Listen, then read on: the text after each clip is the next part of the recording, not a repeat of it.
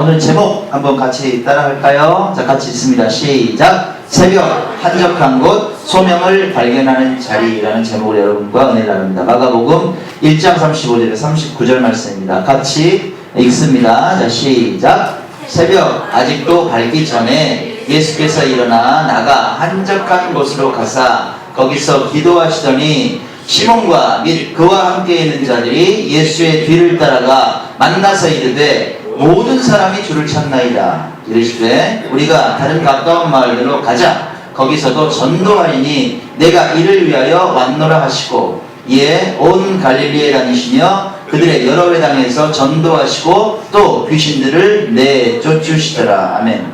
몇 년 전에 외국계 은행이 우리나라를 비롯해서 세계 21개국 성인 남녀 22,000명, 고용주 약 6,300명을 대상으로 설문조사를 했어요. 질문이 뭐냐?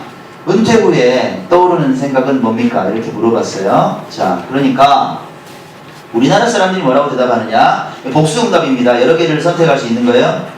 53%가 외롭다. 은퇴 후에는. 자, 반의 사람 50%가 나 자유로울 것이다. 또 어떤 사람들은 두렵다. 이렇게 응답을 했습니다. 은퇴 후에. 외국에 있는 사람들은 반면 이렇게 대답했어요. 69%가 나는 자유로울 거야. 나는 은퇴하면 행복해질 거야. 나는 은퇴하면 난 만족해. 이렇게 대답했어요. 왜죠? 우리나라하고 조금 차이가 있습니다. 이 결과를 놓고 보면 우리나라 사람들은 노후의 고독함, 외로움을 다른 무엇보다 가장 큰 두려움의 대상으로 삼고 있다. 이렇게 생각할 수 있죠. 우리나라 사람들처럼 평소에 경조사 쫓아다니는 사람들 있죠. 그죠? 아, 정말 대단합니다. 뭐 누구 상당했다. 아니면 뭐 돌잔치다 이러면 정말 챙기죠. 부지런히 쫓아다닙니다. 그리고 관계를 맺어요. 그런데 그 안을 들여다보면 뭐예요? 모임도 만들고 이런 것들이 고독을 떨쳐내려고 하는 그런 몸부림처럼 보인다는 얘기입니다. 자, 고독에는 두 가지 종류가 있다는 사실 알고 계세요? 고독이 두 종류? 고독이 고독이지 왜 고독이 두 종류예요? 두 종류가 있습니다. 고독감, loneliness와 고독력, solitude가 있습니다. 두 가지로 구분을 해요. 이시영 박사가 이렇게 이제 내 안에 해피니스 폴더가 있다라는 책에서 이렇게 구분을 했어요. 일리가 있더라고요. 자, 거기에 이렇게 기록이 되어 있습니다. 제가 한번 읽어드릴게요. 감상적인 고독감, 그러니까 롤리네스와는 달리 고독력은 영어로 솔리투드다. 고독감이 소극적이고 아주 수동적인 상태라면 고독력은 아주 적극적이고 능동적인 마음의 상태를 말한다. 고독감이 느낌이라면 고독력은 혼자 있을 수 있는 힘이다. 자기를 일부러 고독하게 만드는 사람, 그 사람은 정말 강한 사람이다. 이해가세요? 일부러 고독하게 만든다는 거예요. 혼자 있을 수 있는 힘이죠. 어떤 경우가 고독감일까? 고독감 뭘까? 이런 거예요. 누구나 나한테 마음을 안 걸어주네? 이런 생각 들죠. 그 다음에 아무도 나한테 관심을 안 갖네? 이건 고독감. 쓸쓸한 거예요. 느낌입니다. 자, 그러면 고독력은 뭘까? 이런 거죠. 혼자 좋은 경치를 보고 있는 거예요. 그랬는데 예전에 내가 어떤 그 좋았던 기억이 막 떠오르는 거예요. 그 경치를 보기 전까지 내가 좀 마음이 슬펐는데 어떤 경치를 보다가 예전에 아주 기분 좋았던 기억이 떠오르면서 어떤 깨달음이 오는 거야. 아, 내가 인생이 슬픈 게 아니구나. 행복하구나. 이런 깨달음이 오는 순간이 있죠. 혼자 있을 때 오히려 평안을 느끼는 그런 때가 있습니다. 또 어떤 분들 같은 경우는 막 여러 사람들이 막 있고 이런 것들보다 내가 인생에 중요한 결단을 내려야 될 때 모든 사람과 안 만나요. 그리고 혼자 이렇게 사색에 잠깁니다. 혼자 고요한 시간에 어떤 중요한 결정을 내릴 수 있는 힘, 그걸 뭐라 그런다? 고독력, 솔리튜드라고 말한다 이 말이에요. 일리가 있죠. 일본의 사이로 다카시가 이런 말을 했어요. 혼자일 수 없다면 나아갈 수 없다. 다시 한번 말씀드릴게요. 혼자일 수 없다면 나아갈 수 없다. 새겨 들을 만한 말 아닙니까? 그죠? 오늘 우리는 성경 말씀을 통해서 의지적으로 생각을 갖고 일부러 고독의 시간과 장소를 선택하시는 예수님을 우리는 만났어요. 다시 한번 읽어봅시다. 시작! 새벽 아직도 밝기 전에 예수께서 일어나 나가 한적한 곳으로 가사 거기서 기도하시더니 예수님 지금 새벽 미명에 일어나셨어요. 아무에게도 방해받지 않는 시간이죠. 그죠? 어디에 계세요 지금? 어디에 계세요? 한적한 곳이죠. 한적한 곳. 그곳에서 뭐하고 계십니까? 기도하신다는 거예요. 의지적으로 시간과 공간을 분리하신 거죠. 떼어내신 거예요.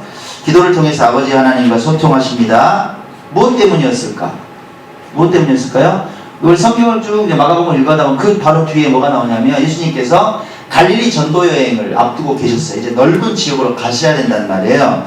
그러니까 사역의 확장을 앞두고 이 고독한 시간에 성부 하나님의 뜻을 다시 새기고 계셨다. 이렇게 보면 되겠습니다. 자, 사랑하는 여러분께 묻습니다. 사랑하는 여러분께서는 삶의 아주 중요한 결정이나 내게 닥친 어떤 문제를 해결해야 되는 그런 위기의 때를 만나면 어떻게 행동하세요? 어떻게? 이 사람 저 사람 말을 막 듣고 인터넷을 막 뒤지면서 막 정보를 찾고 그러면서 군중들이 말하는 보편적인 해답에 목매이십니까? 아니면 나 혼자만의 고독한 시간과 공간으로 들어가서 오직 말씀, 오직 기도로 하나님께서 주시는 특별한 위로와 명령에 주목하십니까? 둘 중에 하나일 거예요. 둘 중에 하나.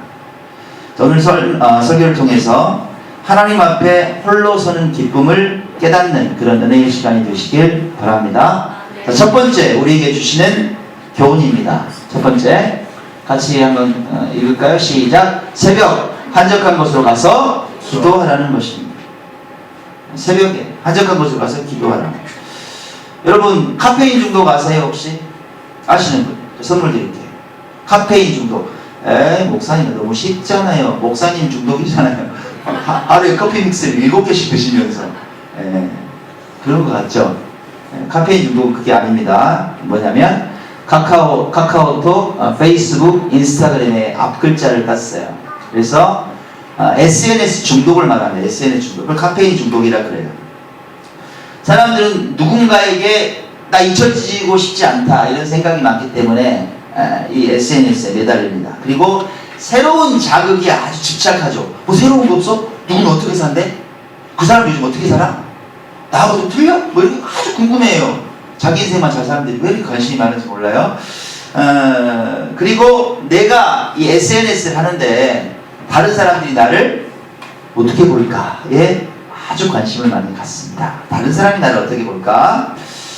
끊임없이 세상에서, 사이버 세상에서 누군가에 연결돼 있어요. 그것 때문에 좀 안도감을 느끼는 거예요. 나는 지금 누구와 막 소통하고 있어. 이런 생각들을 하는 거예요.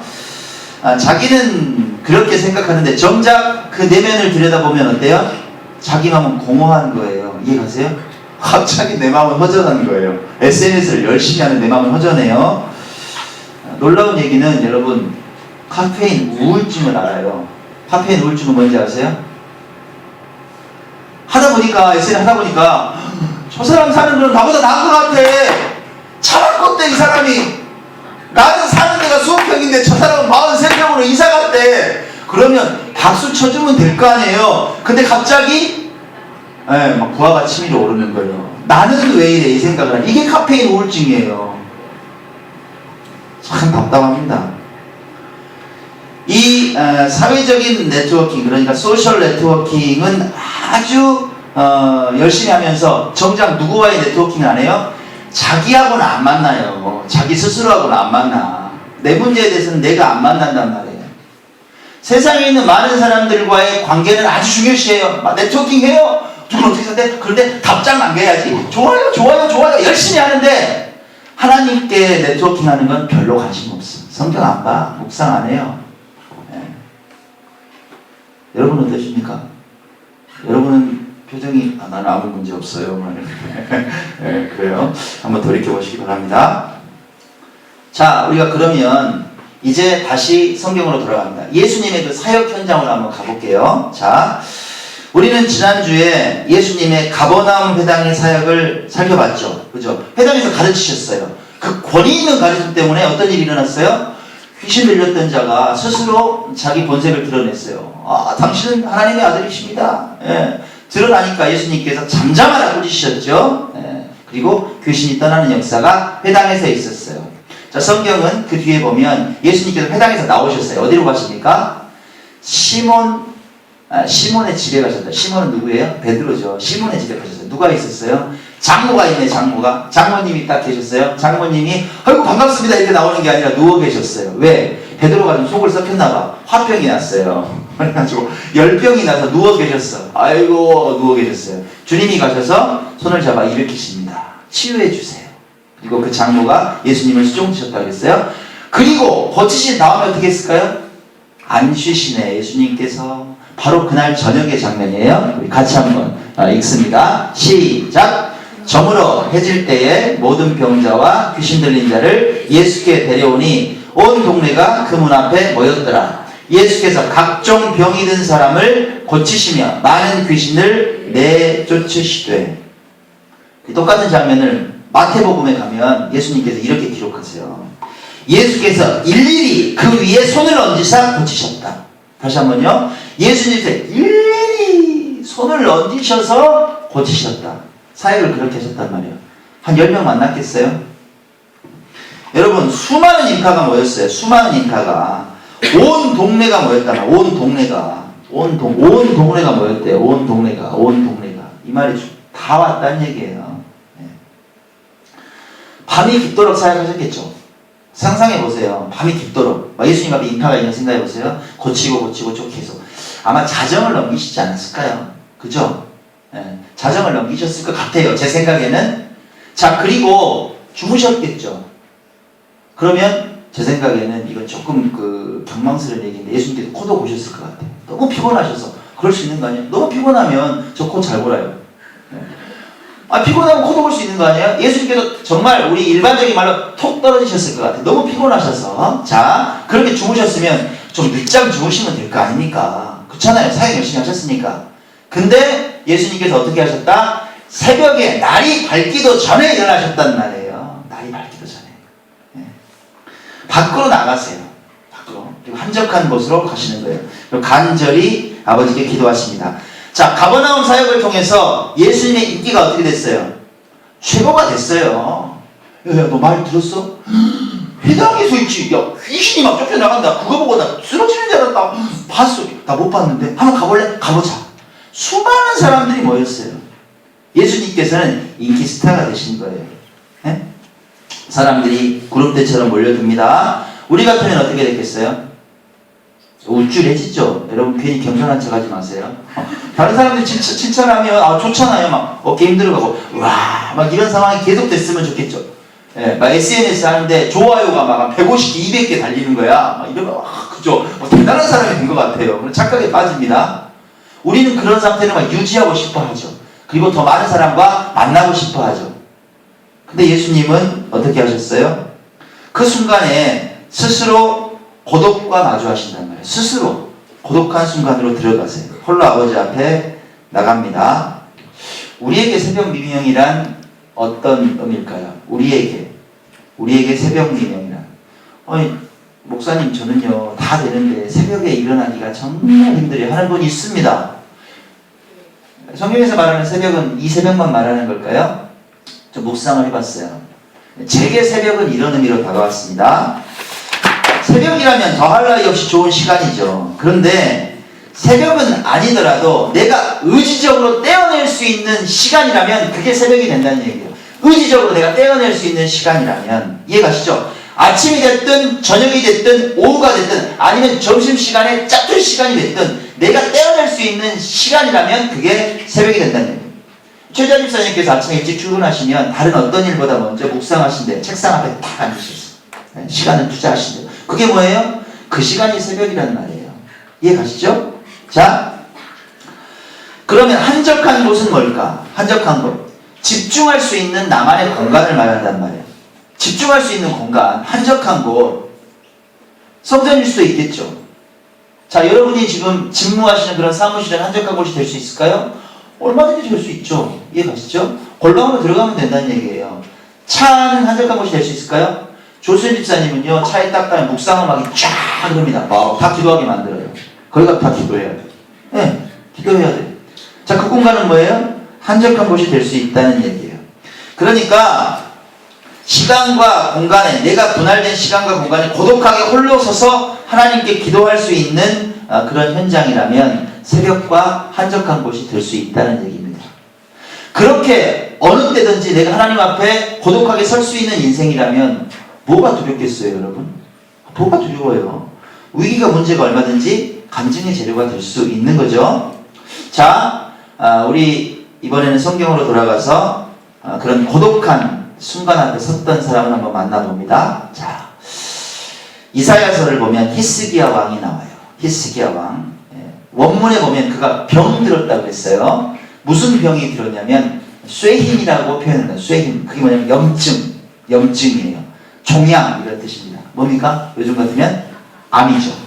암에 걸린 거예요. 왕이. 그때 이사야 선지자가 딱 나타나서 왕이여 걱정하지 마시옵소서 나올 거예요 이렇게 말했겠죠. 예, 이사야 선지자가 좀 이렇게 단호해요. 그야말로 하나님께서 하신 대로만 말해요. 말씀 주신 대로. 뭐라고 왕한테 갔어요? 뭐라고 말합니까? 예, 너는 내 집에 유언하라. 네가 죽고 살지 못하리라. 끝났어 이 말이에요. 종쳤어. 이제 유언해 이 말이에요. 자, 이 히스기야가 얼마나 하늘이 무너져 내렸겠습니까? 자신의 삶이 이제 끝이다 이렇게 생각하면 왕이라는 자리가 무슨 소용이 있어요? 여러분, 자신이 가진 그 수많은 재물과 화려한 궁궐이 무슨 소용이 있습니까? 그런데 이 절체절명의 상황에서 히스기야가 어떤 선택을 했느냐? 이런 선택을 합니다. 우리 같이 한번 읽을게요. 자, 시작! 히스기야가 얼굴을 벽으로 향하고 여호와께 기도하여 이르되 여호와여 구하오니 내가 주 앞에서 진실과 전심으로 행하며 주의 목전에서 선하게 행한 것을 기억하옵소서 하고 히스기야가 심히 통곡하니 선지자의 말이 떨어지자마자 무릎을 딱 꿇는단 말이에요. 말이 떨어지자마자 아이고 나 죽게 생겼네 이 말이 아니에요. 딱 떨어졌어. 눈물이 완전 쏟아졌을 것 같아요. 그 순간에 어때요? 일체의 다른 걸 다 끊어버린단 말이에요. 무릎을 딱 꿇어요. 그리고 어디를 봐요? 벽을 딱 본다. 벽을. 수많은 부하가 있지만 신하가 있지만 그 시간에 나 혼자야 이제. 벽을 딱 봐. 벽을. 순간적으로 벽을 명벽기도라 그래요. 그거를 여러분. 다른 세상 본다는 얘기예요? 안 본다는 얘기예요? 나 필요 없다는 얘기예요. 이제는. 내 하나님만 바라보겠다. 그곳이 뭐예요? 여러분 한적한 곳이란 말이에요. 세상과 단절되어 있는 공간. 그렇게 기도하는 거예요. 하나님 저 좀 불쌍하게 여겨주세요. 이 기도를 보면 저 좀 불쌍하게 여겨주세요. 하나님 저 좀 살려주세요 그 말이에요. 근데 여러분 이런 기도를 여러분도 할 수 있었으면 좋겠어요. 뭐라고 기도해요? 히스기야가 하나님 내가 하나님 위해서 충성했던 시간을 아시잖아요. 내가 하나님 위해서 목숨 바쳐서 시간을 아시잖아요. 하나님 그걸 보시고 저를 불쌍히 좀 여겨달라고 그렇게 기도하는 거예요. 여러분 하나님께 그런 기도할 수 있는 그런 크리스찬 되시기 바랍니다. 하나님께서는 벽을 바라보고 한적한 곳으로 들어가서 고독하게 하나님께 기도하는 히스기야에게 말씀하십니다. 같이 읽습니다. 시작. 내가 내 기도를 들었고 내 눈물을 보았노라. 내가 내 수 안에 15년을 더하고 너와 이 성을 아수르 왕의 손에서 건져내겠고 내가 또 이 성을 보호하리라. 할렐루야. 히스기야의 모든 기도가 응답이 돼요. 보너스도 와서 보너스 병만 고침받는 게 아니라 국가도 견고하게 세워졌단 말이에요. 보너스가 와요. 하나님께 면벽 기도하면. 그것만 주신 하나님께서 아니시다고. 여러분의 문제를 다 아세요. 사랑하는 여러분 어떤 문제 때문에 지금 가슴 한편이 늘 답답하세요? 어떤 문제가 도대체 있으시냐고요. 마치 히스기야의 쇠인처럼 염증이 막 생겨서 골마 터져버린 내 인생의 문제가 있잖아요. 내 문제가. 가만히 계실 거냐 이 말이에요. 가만히. 그냥 이제 끝났네. 난 해도 안 돼. 포기하고 있지. 그렇게 살아가실 거냐고. 새벽과 같은 시간을 떼어내시란 얘기예요. 벽을 바라보는 기도를 하시란 말이에요. 하나님께 살려달라고. 하나님 아시잖아요. 제가 눈반지 해치고 교회 오는 거 아시잖아요. 하나님과 찬양하는 인생인지 아시잖아요. 나를 좀 도와달라고 그렇게 간절하게 기도하는 인생이 한번 되시라는 얘기예요. 그거 안 하는 건 뭐예요? 하나님 안 믿는 거지. 안 믿는 거예요. 기도 안 하는 건. 여러분 문제를 놓고 기도하시라는 얘기예요. 나만의 새벽과 나만의 한적한 곳 골방으로 들어가시기 바랍니다. 아멘. 자, 두 번째 우리에게 주시는 교훈입니다. 새벽 한적한 곳에서 소명을 발견하게 됩니다. 여러분 그 시간과 공간이 진짜 중요한 거예요. 분주한 곳에 있을 때는 결코 발견하지 못한 하나님께서 내게 주시는 소명을 새벽과 한적한 곳에서 발견하게 된다는 얘기예요. 자, 어떤 한 아이가 있었습니다. 그 아이의 아버지가 늘 주변에 이렇게 말하고 다니는 거예요. 아, 난 우리 아들 때문에 진짜 못 살겠다. 난 걔 때문에. 완전히 바보야, 얘는. 근데 얘를 왜 낳는지 모르겠어. 이렇게만 말하고 다니는 거예요. 자기 아들을 이렇게 말하고 다니는 거예요. 근데 그 말이 전혀 틀린 말은 아니었어요. 주변 사람들도 수긍을 한 거예요. 실제로 그 아이는 학교에서 진짜 덜 떨어졌다. 이렇게 놀림을 받는 아이였어요. 이게 좀 학습 능력이 떨어져요. 그림을 좀 그리는데, 그래서 미술학교에 가려고 시험을 본 거예요. 시험을 3번이나 봤는데 연거푸 떨어지네. 다른 사람들이 다 포기해서 너는 안 돼. 근근히 어떻게 살아가다가 20대 때 조각하는 걸 좀 알아가지고 조각 활동을 시작을 하는 거예요. 전시회에 출품하려고 그러면 이게 무슨 작품이야. 던져버리는. 됐어? 우울증에 빠졌어요. 나는 왜 이러지? 너무 슬퍼서 절망감 때문에 고민하다가 결국은 그는 아무것도 못하고 다 내려놓고 수도원을 찾아갑니다. 노틀담 수도원을 찾아가요. 작품 활동도 안 하고 그저 하나님만 바라보고 고요하게 자기 삶을 돌아보는 시간을 갖게 됩니다. 거기에서 수도원장이었던 에이마르를 만나요. 수도원장 에이마르를 만납니다. 이 에이마르가 보니까 이 젊은 친구가 상처가 많이 났는데, 물론 하나님께 나아가는 것도 좋지만 그가 인생을 포기하게 만드는 그 조각을 다시 하면 치유가 되겠다는 생각이 들었어요. 그런 감동이 들었어요. 이 친구에게 말합니다. 하나님께 기도하면서 조각 활동을 다시 한번 해보세요 하고 권면을 했어요. 그러니까 이 젊은이가 그 음성을 하나님의 음성으로 듣습니다. 자신의 소명을 깨닫게 된 거죠. 새롭게 일어섭니다. 어떤 생각을 하냐면, 내가 이제는 조각을 통해서 많은 사람들에게 아름다움을 선물하는 그런 인생이 될 거야. 다짐을 해요. 새롭게 다시 도전합니다. 여러분, 그가 누구냐면요, 오기스트 로댕입니다. 생각하는 사람으로 잘 알려진 세상에서 가장 위대한 조각가 중에 한 명이에요. 이 로댕이 이런 말을 남겼습니다. 자기 자신의 진정한 소명을 깨닫고 그 일을 꾸준하게 해나가면 위대한 은총은 저절로 주어지게 될 것이다. 소명을 깨닫는 게 얼마나 중요한 일인지 아시겠죠? 자, 우리 다시 한번 성경으로 돌아갑니다. 새벽 미명에 한적한 곳에서 기도하시던 주님을 제자들이 찾아 나섰죠. 안 보이시니까 제자들이 막 찾아 나선 거예요. 그 무리가 만났어요, 예수님을. 성경에 있는 표현을 조금 요즘 말로 이렇게 좀 풀어서 얘기하면 아마 이랬을 것 같아요. 예수님 한참 찾았잖아요. 어디 가셨다? 한참 찾았잖아요. 저 엄청 돌아다녔어요. 여기 계셨어요. 있잖아요. 지금 동네 난리가 났어요. 주님 만난다고 아픈 사람들이 막 줄 서 있어요. 가시게요. 이렇게 말했겠죠. 그죠? 예수님께서 그래? 나를 찾아? 갈까? 이렇게 대답하셨어요. 자, 이렇게 대답하셨죠. 그래, 그런데 말이야, 우리가 이 마을에만 머물러 있을 수가 없어. 이제는 우린 다른 가까운 마을들로 가야 돼. 이 일을 위해서 내가 세상에 왔어. 내가 거기 가서 전도할 거야. 이렇게 말씀하신단 말이에요. 현상에만 머무르지 않아요. 더 넓은 걸 바라보신단 말이에요. 그 새벽 한적한 곳에서 기도하신 후에 이 세상에서 예수님 당신께서 하셔야 될 일을 담담하게 선포하시는 거예요. 명확하게 말씀하십니다. 나는 전도하기 위해서 이 세상에 왔어. 명확하게 말씀하세요. 사랑하는 여러분께 묻습니다. 여러분은 세상을 무엇을 위해서 살아가십니까? 무엇을 위해서? 삶의 목적이 있으실 건데 그 삶의 목적이 하나님 보시기에 선한 거예요? 아니면 가만히 생각해 보니까 지극히 세상적인 것입니까? 잘 모르겠어요. 헷갈려요. 나 생각 안 해봤는데요.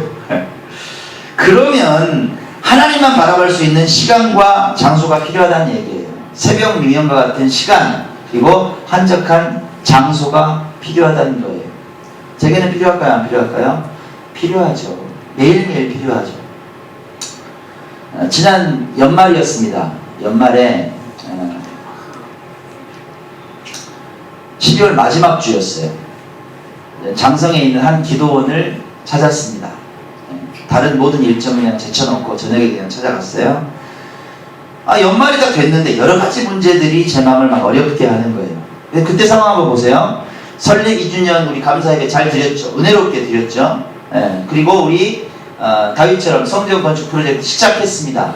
그렇잖아요. 은혜 충만하게 딱 시작을 했는데 여러 가지 영적인 공격들이 있는 걸 감지를 했어요. 막 여기서 뻥, 저기서 뻥, 뻥뻥뻥 막 터지는 거예요. 이해가시죠? 뭐 들려오는 소식들이나 어떤 뭐 여러 가지 뭐 성도들의 문제, 또 저희 가정의 문제, 교회의 문제가 이렇게 막 갑자기 문제들이 터지는 거예요. 그때 저는 기도해야 될 때라는 생각이 딱 들었습니다. 단절해야 될 때구나. 미련 없이 차 몰고 그냥 장성에 있는 기도원으로 갔습니다. 가서 뜨겁게 찬양하고 막 이렇게 있는데 이제 말씀을 들고 목사님께서 단위에 딱 서시더라고요. 원목 목사님께서, 그 기도원의 원목 목사님께서 올라오시더라고요. 근데 이제 제가 기대했던 목사님이 아니셨어요. 저는 제가 이제 평소에 제가 존경하는 목사님께서 오시는 줄 알고 갔는데 아니시더라고. 실망했을까요? 안 했을까요? 전 절대 거짓말 못해요. 약간 실망했는데 약간 실망했죠. 있어요 그게. 근데 어때? 집중해야겠죠? 당연히 집중해야죠. 귀한 목사님이시네요. 제가 집중하고 말씀을 듣기 시작했습니다. 말씀을 듣는데 한 20분 흘렀어요. 20분 흘렀는데 이 목사님 갑자기 설교하시다가 기류를 바꾸시는 거예요. 근데 설교하다가 갑자기 감동이 들어서 내가 간증을 좀 해야겠다는 거예요. 그러면서 본인의 개척 이야기를 그때 또 막 하기 시작하시는 거예요. 스토리가 대략 이렇습니다. 광주가 연고가 아니신 거예요. 광주가 연고가 아니신데 손에 달랑 1,500만 원이 있었답니다. 아버님께서 그것도 어떻게 해주셔서 1,500만 원 딱 들고 이제 교회 개척을 시작하는데 얻을 수 있어요, 없어요? 물론 한 뭐 15년 전 얘기지만 힘들어요.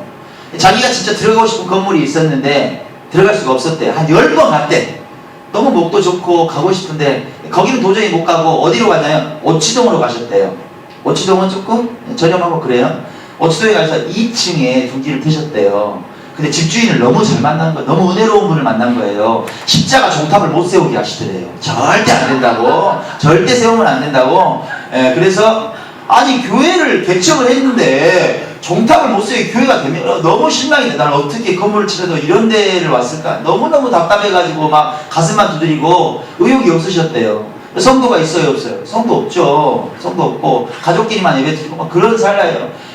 너무너무 답답하게 그렇게 지내셨대요. 그리고 이제 낮에는 또 이제 그 기도원 일을 하시니까 기도원에 또 왔다 갔다 하시면서 그 일들 하시면서 시간만 흘러가고 있었대요. 한 9개월이 흘렀다네요. 그런데 이제 기도원에서 이제 집회를 하러 온 어떤 여성분님께서 갑자기 이제 오시더래요. 그러더니 목사님 저 우리 건물에 와서 예배를 한번 드려달라고. 왜요? 그러더니 아니 다 나갔는데 꼭대기층이 안 나가요 이러더래요. 임대가 다 나갔는데 꼭대기층이 안 나간다고. 그러냐고 어디냐고. 무슨 동이라고. 가봅시다. 그리고 이제 찾아갔대요. 근데 이게 웬일입니까? 그 건물을 딱 근데 하고 놀랬대요. 그 건물이 무슨 건물이냐면 자기가 10번 가서 들어가고 싶었던 건물 있죠. 그 건물이더래요. 그러니까 목사님 얼마나 놀랬겠어요. 막 표현을 뭐 이랬을 것 같아. 그죠? 자, 예배를 드렸어요. 그리고 이제 임대가 안 나갔어요. 그런데 자기 마음에 감동이 들더래요. 물론 요구하는 그런 조건은 다 수용할 수 없지만 한번 이야기나 해봐야겠다는 생각이 들어서 그 여성도님과 얘기를 도란도란 하게 됐대요. 40년 차에서 이렇게 됐다. 내가 이렇게 찜까지 하고 왔는데 그 건물이 이 건물이다. 혹시 상황이 되면 교회가 들어오면 어떻겠냐. 그랬더니 할렐루야. 그 성도님께서 그러면 그러자고. 그렇게 해서 교회가 그 꼭대기층에 제일 경관이 좋은 쪽으로 얻어서 들어가게 됐다는 거예요. 좋은 일이죠. 하나님이 그렇게 인도하셨어요. 그리고 그 건물주도 어때요? 야, 성도가 되셨다. 집사님이 되셨대요. 이렇게 이제 막 이렇게 이제 교회가 들어가고 또 여도도사님께서 한 분 오셨는데 전도를 너무너무 열심히 하신대요. 막 아파트를 가서 그는 문을 부술 기운으로 막 가서 전도를 하시고 막 성도들이 이제 차곡차곡 막 그냥 부흥하는 거예요. 자, 그렇게 부흥만 계속하면 얼마나 좋겠습니까? 마귀가 가만 놨어요. 분란이 생긴 거예요. 어느 정도 부흥해갖고 여기가 좋사오냐고 목사님 편안하게 했는데 문제가 딱 생긴 거예요. 무슨 문제냐? 이 건물주 여집사님께서 다 좋으신데 건물을 너무 사랑하시는 거야. 그러니까 이제 우리 꼬마 친구들 있잖아요. 애들도 막 돌아다니고 이럴 거 아니야. 막 이제 우리 어린애 친구들이 막 와가지고 막 맛있는 것만 먹다가 막 버리고 뭐 흘리고 막 이럴 수가.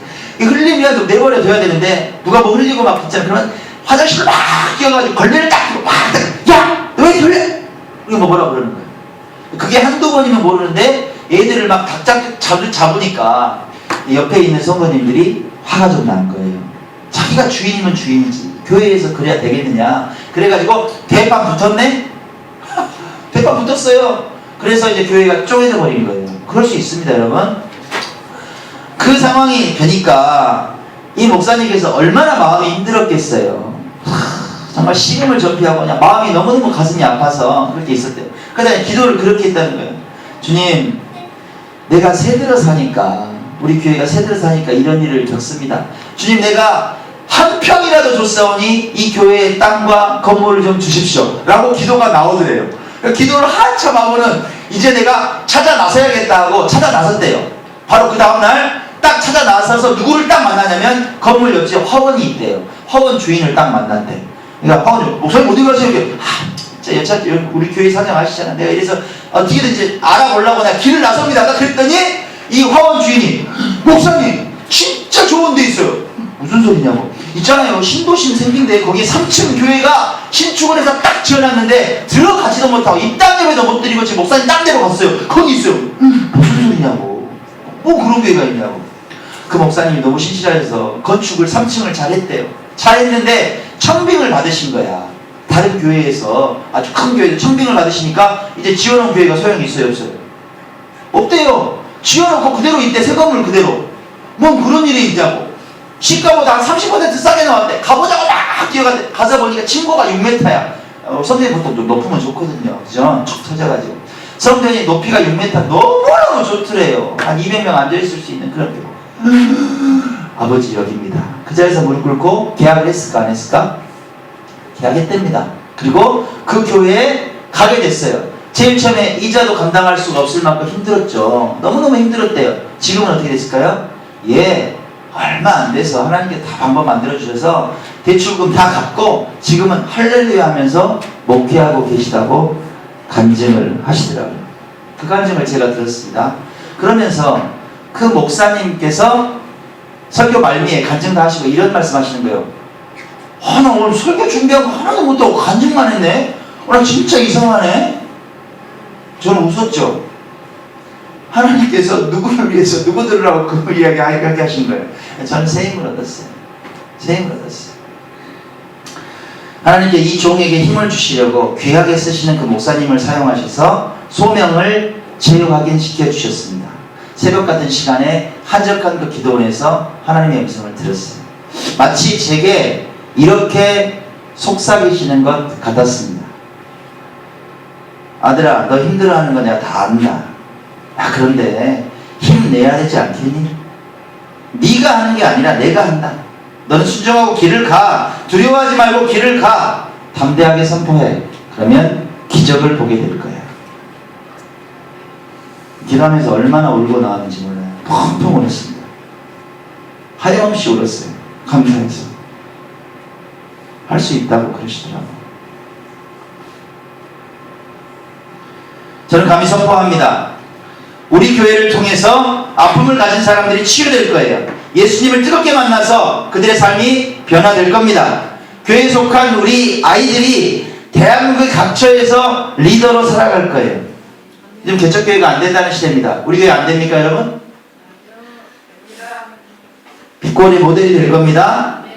예수님께서 함께 하시면 개척교회도 되는 시대라고 그렇게 담담하게 말씀할 수 있는 그런 교회가 되길 원합니다. 이것을 위해서 제가 살아갑니다. 하나님께서 이제 와, 그만 와, 그렇게 하늘로 오라고 부르시는 그날까지 목숨 바쳐서 이 소명에 충성하며 살아가기를 바랍니다. 사랑하는 여러분, 이 거룩한 소명에 함께 동참하시겠습니까? 아멘. 고맙습니다. 우리는 그 감격스러운 소명을 위해서 기쁘고 즐거운 교회 한 지체가 돼서 살아가는 겁니다.